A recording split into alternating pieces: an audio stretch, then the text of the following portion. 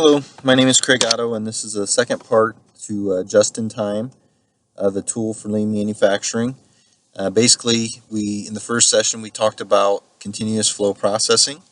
We also talked about pull systems, or also known as Kanban. And today, what we're going to talk about is takt time and also level scheduled production. So first, we'll handle takt time. Takt time is just a German word actually, that means baton of an orchestra. And basically it's used to regulate speed or the beat in music, and it's also used as a word in manufacturing, sort of the rate of production or the heartbeat of production, if you will. And it basically allows the line to know how often do they need to have a cycle repeat. And there's a formula for that, and what you do is you take the net operating time. Depends on your volume. Sometimes it's seconds per shift. If you're in a low volume, it might be 8 hours. And then you divide by the customer requirements for that same period. So if you're talking seconds, what's your customer requirements per second? If you're talking days, customer requirements per days. So this is just an example.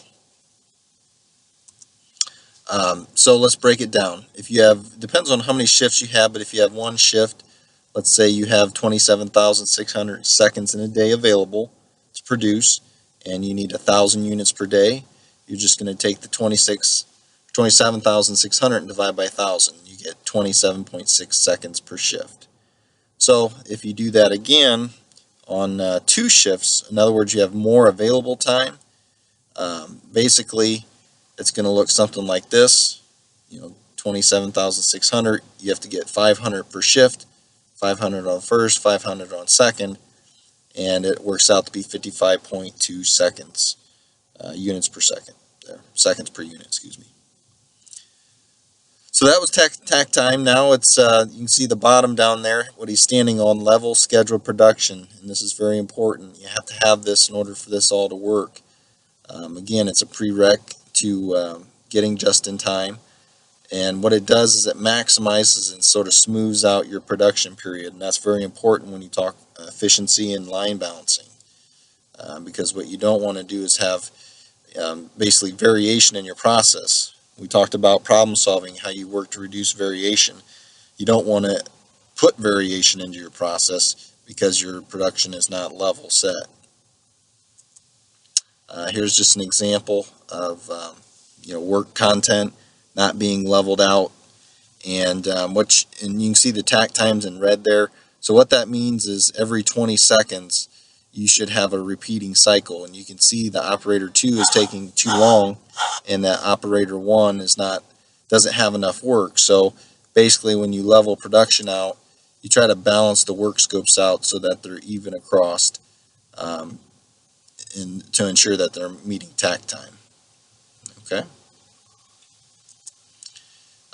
Just something to address here.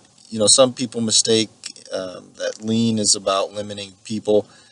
A lot of times there is opportunity to do it with less people, but if your company knows what they're doing, they have people as resources.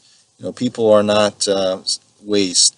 So what we do is we call them redeploys, where you move the people around to maybe a new product or something where their efforts are needed. Maybe it's on a bottleneck process or something else you're struggling with.